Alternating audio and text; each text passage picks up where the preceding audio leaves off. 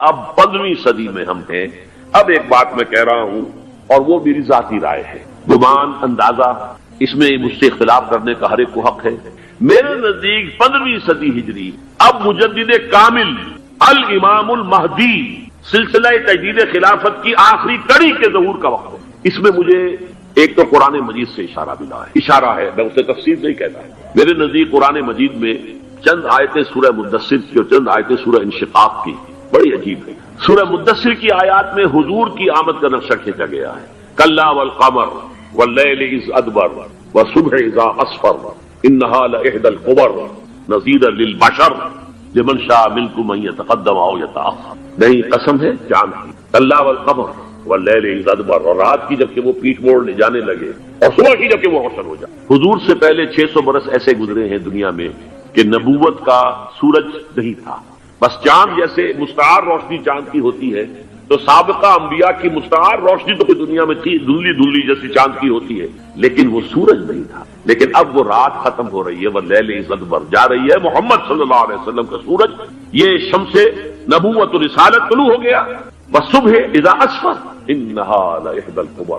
بہت بڑی باتوں میں سے ایک بات ہے جو ہوئی ہے، وہ معمولی واقعہ نہیں. إحدى الكبر، یہ تاریخ انسانی کے عظیم ترین واقعات میں سے ہے بے شک محمدی.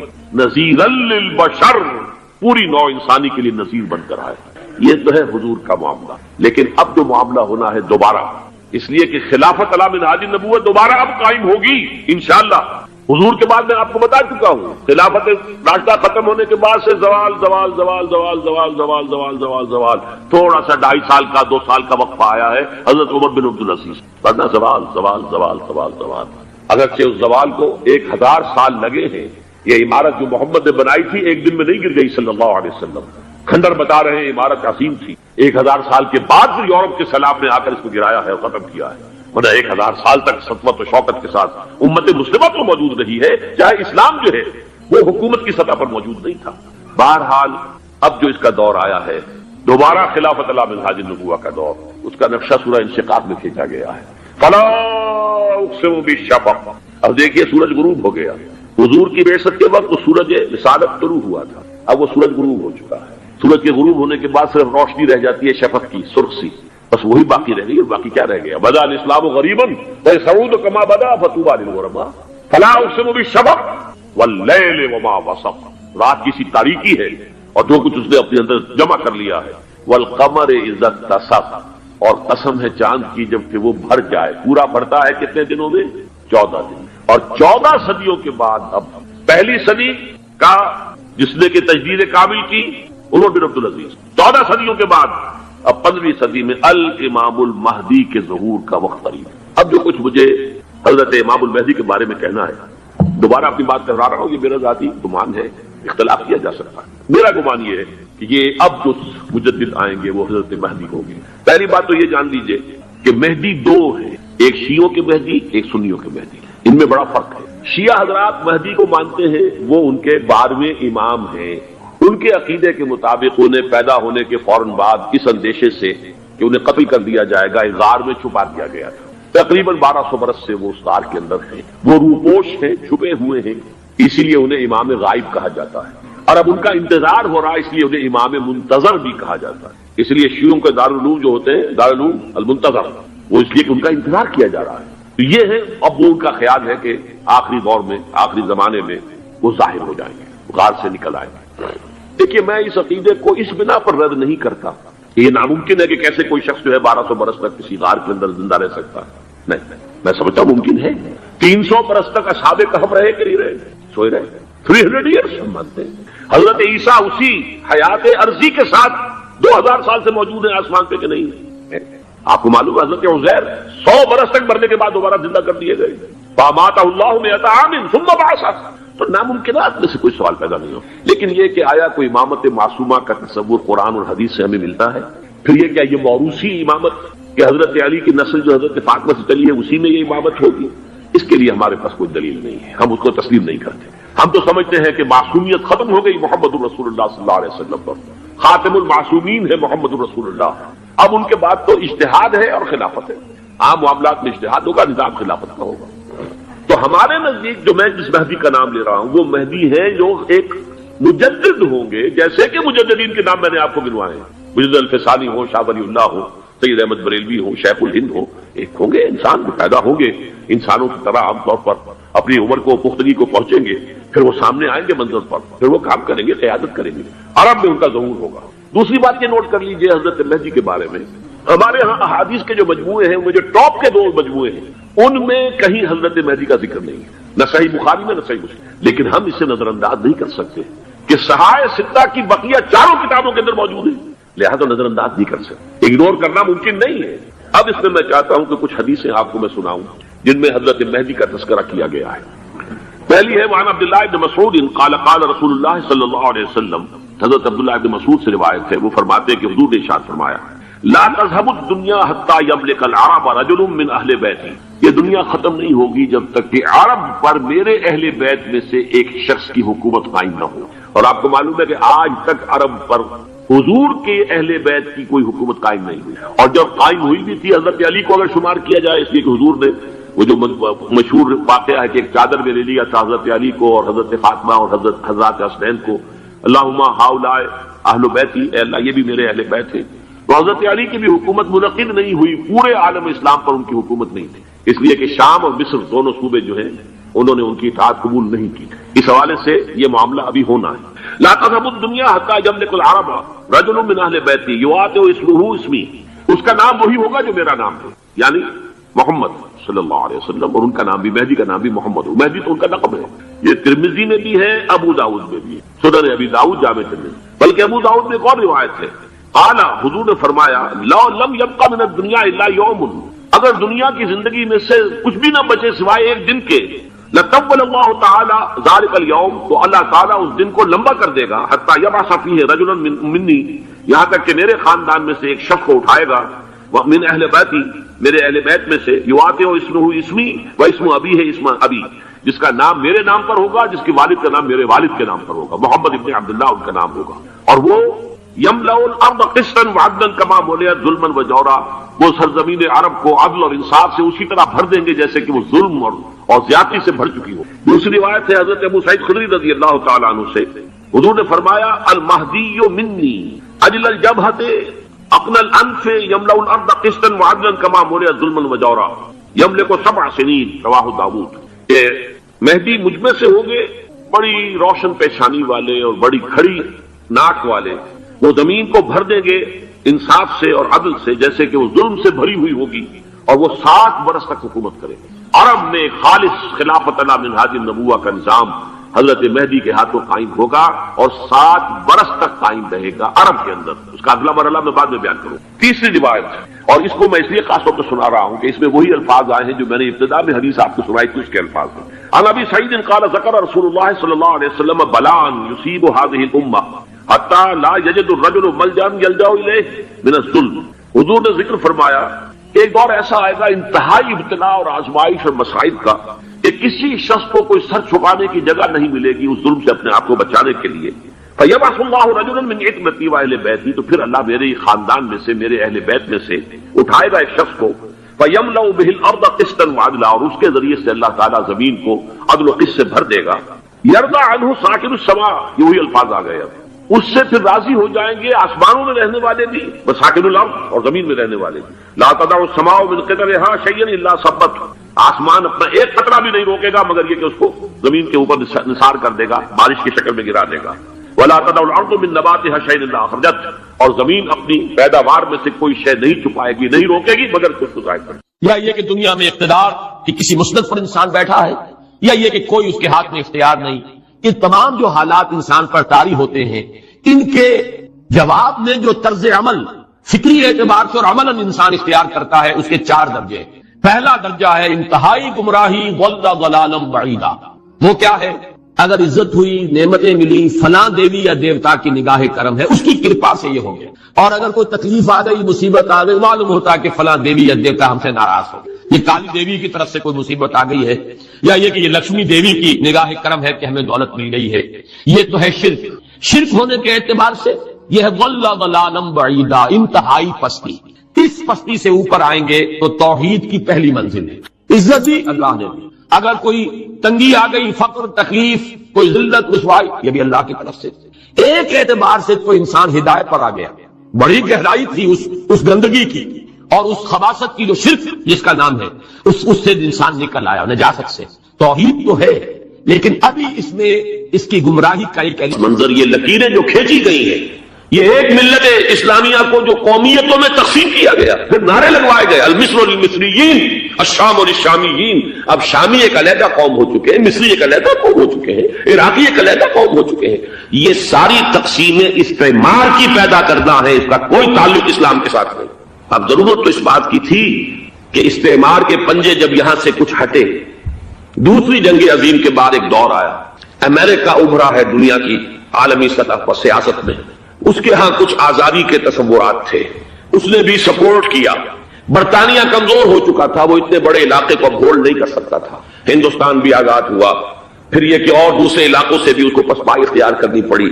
استعمار کے پنجے جس طرح بھی ہوئے، ان کے سینوں سے، عربوں کے سینوں سے جو ہے گویا کہ وہ ہٹے، لیکن امریکہ نے ایک اپنی بہت بڑی حکمت عملی جو اختیار کی، عالم عرب کے سینے میں اسرائیل کا خنجر پیوست کر دیا تاکہ یہ کبھی آزاد نہ ہوتا ہے، ہمارے انگوٹھے تلے رہے، ہماری پالیسی گواہ۔ اسلام کو اگر تیری فضا راس نہ آئے، اے میرے وطن تجھ کو کوئی آگ لگا۔ لیکن بہرحال یہ کہ پہلی بات یہ، اسلام اور پاکستان لازم و ملزوم ہیں۔ یا اسلام آئے گا تو یہ ملک رہے گا، نہیں آئے گا تو ختم ہو جائے گا، اس میں کوئی شک نہیں۔ میری 2 کتابیں پڑھ لیجیے اگر اللہ توفیق دے، ہمت دے۔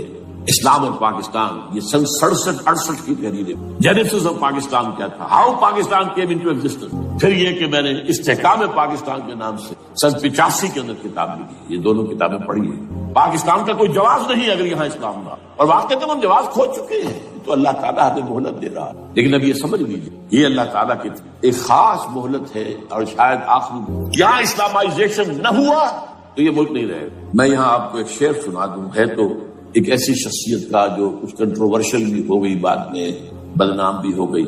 ایک زمانے میں جماعت اسلامی کے بڑے مخصوص کارکن تھے وہ، مولانا قاسم، انہوں نے ایک بڑا تلخ شعر کہا، اسلام کو اگر تیری فضا راس نہ آئے، اے میرے وطن تجھ کو کوئی آگ لگائے۔ ہمیں اسلام چاہیے، اور اسلام نہیں آئے گا تو یہ ملک نہیں، کوئی زرداری، کوئی نواز شریف اس ملک کی بقا کی ضمانت نہیں۔ اس کی بقا ہے اگر تو اسلامائزیشن۔ 61 سال کی ہماری بے وفائی اللہ کے ساتھ کیے ہوئے وعدے کی، اس کا ایک عذاب ادنا ہم جھیل چکے ہیں۔ 71 یاد کی سن پاکستان 2 لاکھ، 94,000 مسلمان پاکستانی بھارت کی قید میں بھیڑوں بکریوں کی طرح ہانک کر لے جائے گئے، ٹرکوں میں بھر بھر کر، جیسے کہ ڈیرہ غازی خان سے بھیڑیں بکریاں آتی ہیں لاہور میں ذبح ہونے کی۔ کنسنٹریشن کیمپ، ہمارے ٹائیگر نامی جرنیل نے پیش کیا اپنا ریوالور، کتنے لوگ مارے گئے، کتنا فساد ہوا، مسلمان کے ہاتھوں مسلمانوں کا خون گیا۔ یہ اللہ کا ایک خاص عذاب ہوتا ہے۔ میں نے وہ آیت آپ کو سنائی تھی، قل هو القادر على ان يبعث عليكم عذابا من فوقكم او من تحت ارجلكم۔ اے نبی سے کہہ دیجیے اللہ اس پر قدرت رکھتا ہے، جب چاہے تم پر کوئی عذاب اوپر سے بھیج دے، تمہاری زمین کے نیچے سے نکال دے۔ زلزلہ آیا تھا کہ نہیں؟ او یلبسکم شیعا، ایک تیسری شکل بھی ہے، نہ اللہ آسمان کو کوئی تکلیف دے، نہ زمین کو۔ زمین پھٹے گی تو آدمی جائے گا نا، بلکہ تمہیں گروہوں میں تقسیم کر کے، او یلبسکم شیعا فیذیق بعضکم بعض بعض، تو ایک دوسرے کی قوت کا ایک دوسرے کھائے، تم خود ایک دوسرے کے گلے کاٹو۔ ہمیں کسی اور قوم کو تکلیف دینے کی ضرورت نہیں ہوگی، یہ کام ہمارے ساتھ ہو چکا ہے 19ویں قدم۔ بہرحال اب اس کے بعد بھی تاخیر تو ہماری جو کی تم ہے، اب ہم اس جگہ پر پہنچ گئے کہ شاید اب عذاب الاکبر آنے۔ وہ آیت بھی میں نے شروع میں پڑھی تھی، وَلَنُذِيقَنَّهُم مِّنَ الْعَذَابِ الْأَدْنَىٰ دُونَ الْعَذَابِ الْأَكْبَرِ لَعَلَّهُمْ۔ چھوٹا عذاب آیا سن 71 میں پاکستان، بہرحال مغربی پاکستان تو برقرار رہا، اس کا نام بھی پاکستان رہا۔ اب شاید بڑا عذاب آ رہا، بلکنائزیشن جس کے نقشے جو ہیں دنیا میں شائع کیے جاتے ہیں۔ اور اس اسلامائزیشن کے لیے جو میں کہہ رہا ہوں کہ اس کے بغیر یہاں پاکستان نہیں رہے، اس کے لیے اس کی جو دستوری، تدریجی، قانونی، پرامن اگر راستہ اختیار نہ کیا گیا تو ملیٹنسی بڑھے، یہ رکنے والی نہیں۔ یہ جو اوپر کا جو علاقہ ہے، ایک ٹرائنگل ہے جس کا نقشہ کھینچا ہے ایک بہت بڑے مصری ادیب اور مورخ نے، شکیب ارسلان کا۔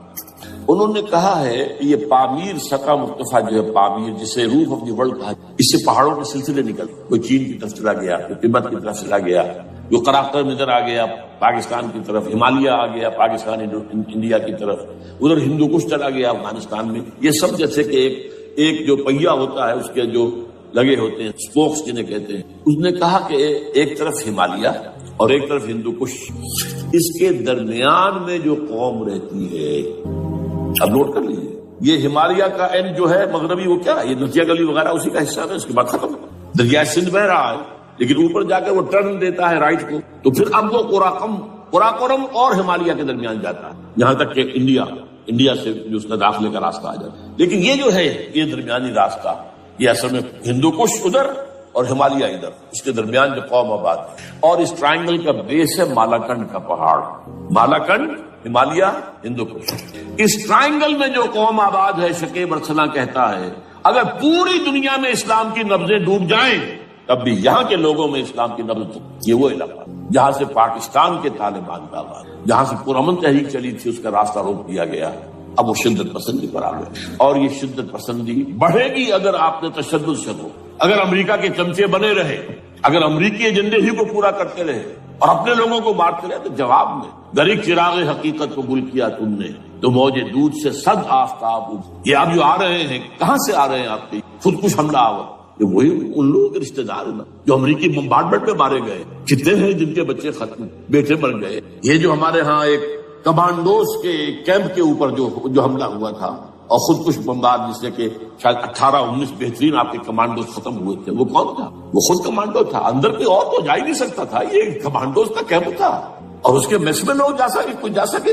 وہ خود کمانڈو تھا. اس کی بیٹی لال مسجد کے اندر جلی تھی.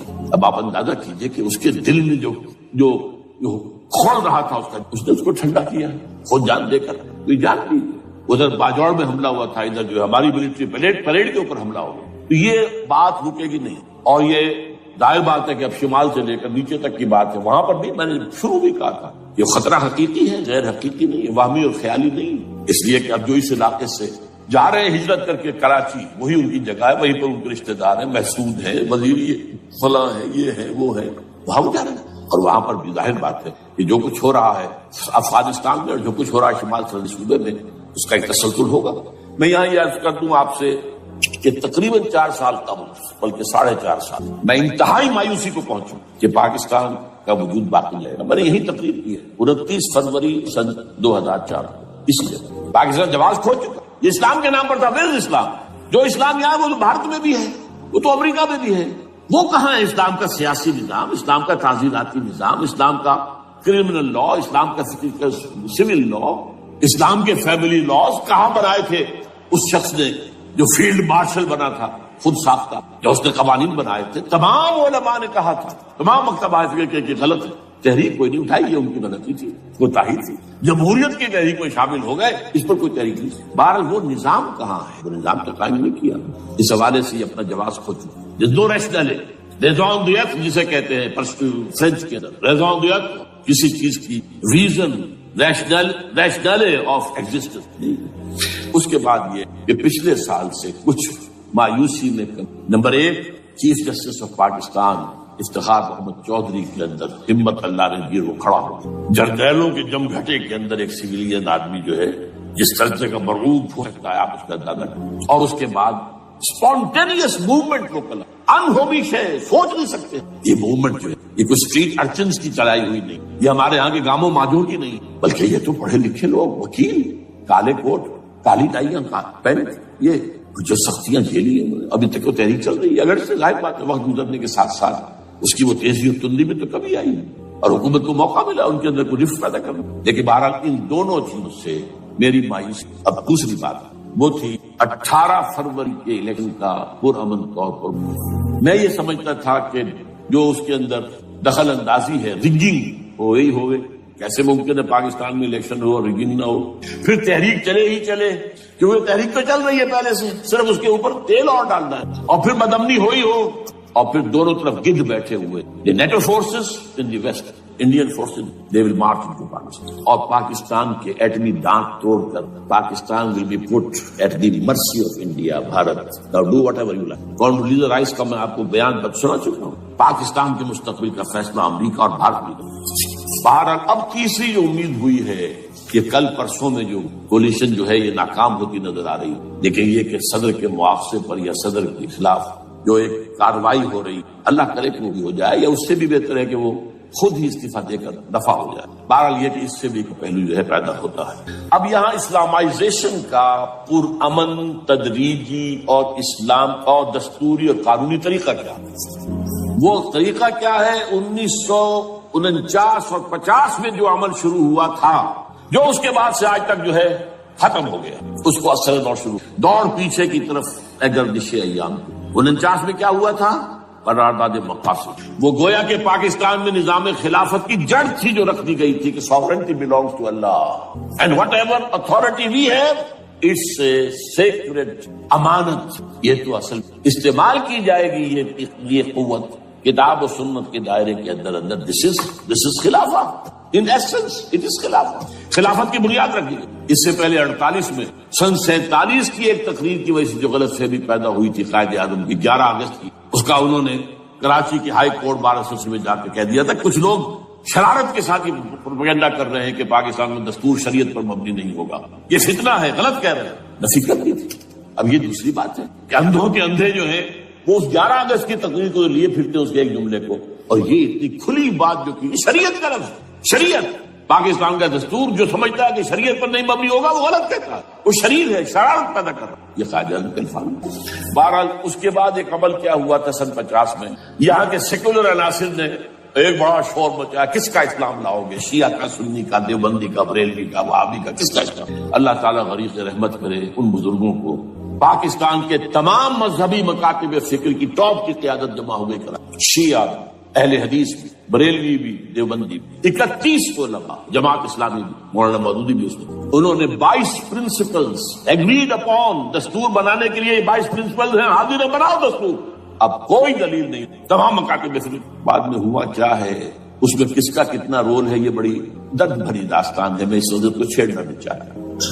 حاصل کیا ہے، وہاں سے ہمارا پروسیس ڈیریل ہوا، کچھ اپنوں کے کیے، کچھ بیرونی دباؤ۔ قرارداد مقاصد کی سزا دی گئی لیاقت علی خان کو، تم نے پاس کرائی ہے، اسے ایسے قتل کیا گیا کہ سراغ تک نہیں ملا گیا۔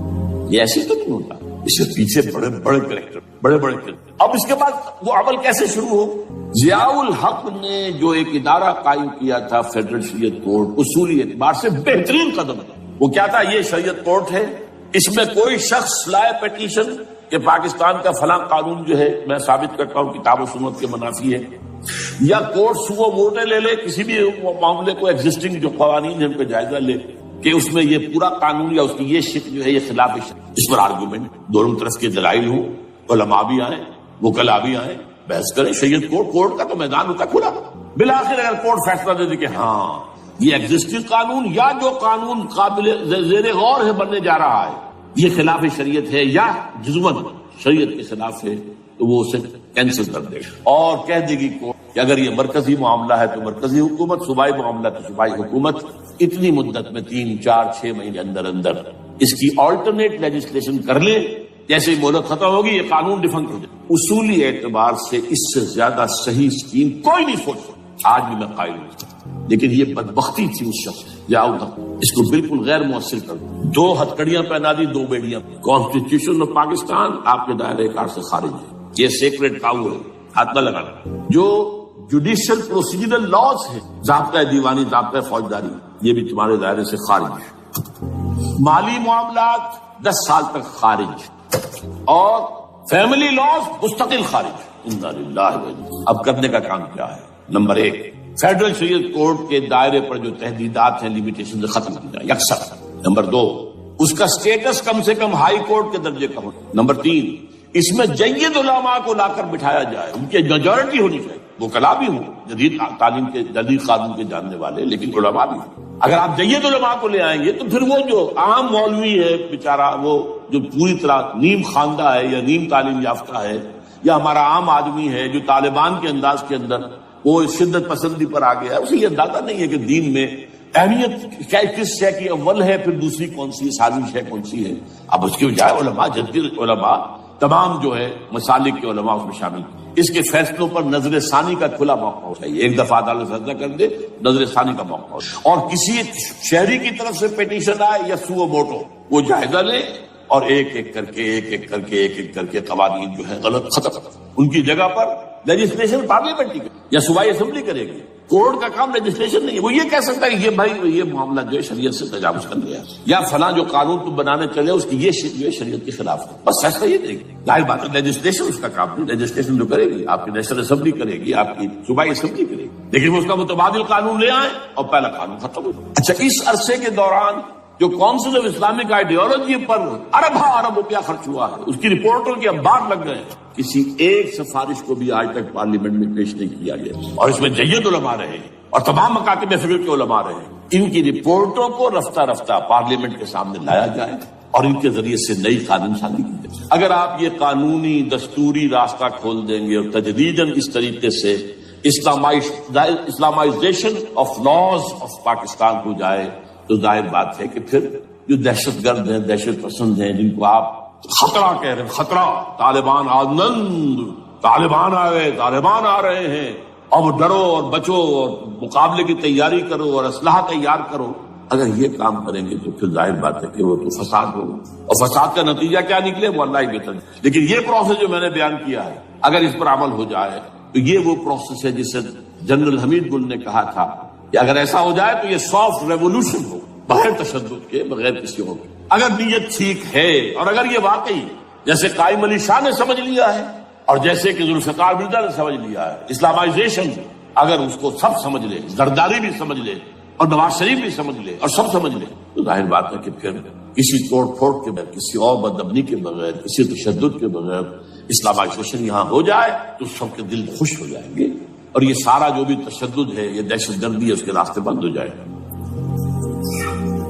اگر ایسا نہیں کرتے تو غیر تعلیم یافتہ یا نیم تعلیم یافتہ، جن کو کوئی پورا تصور نہیں ہے، نہ دنیا کے حالات کا علم، نہ شریعت کے جو اصل مصادر اور منابع ہیں، اصل سورسز، ان تک رسائی ہے، بس کچھ چیزیں سن رکھی. یہ تو معلوم ہے انہیں کہ داڑھی رکھنی ہے سنت ہے، لیکن یہ کہ یہ فرض تو نہیں ہے بھائی، پھر اس کی کوئی خاص مقدار تو معین نہیں. یہ تو نہیں جانتا. ویڈیوز ہیں، آڈیوز ہیں، ان میں گانے ہیں، اس میں آپ کو معلوم ہے کہ اوریانیت ہے، جو ویڈیوز ہیں، وہ تو ان کو جلائیں گے ان کی دکان. آپ تعلیم دے رہے لڑکیوں کو، وہ جانتے ہیں جو تعلیم آپ دینا چاہتے ہیں. آپ تو ڈانس کی تعلیم کو بھی وہاں پر نافذ کرتے ہیں. آپ نے تو تعلیم کا شعبہ ہی دے دیا اسماعیلیوں کے ہاتھ میں، لہٰذا ان کا تو رد عمل ہوگا. اس کا راستہ اگر روکنا تو اس پروسیس سے جو میں نے بیان کر دیا ہے، جس کو میں بیان کر رہا ہوں نہ معلوم کب سے. نواز شریف صاحب، ان کے والد میاں محمد شریف صاحب مرحوم، اور شہباز شریف صاحب اور عباس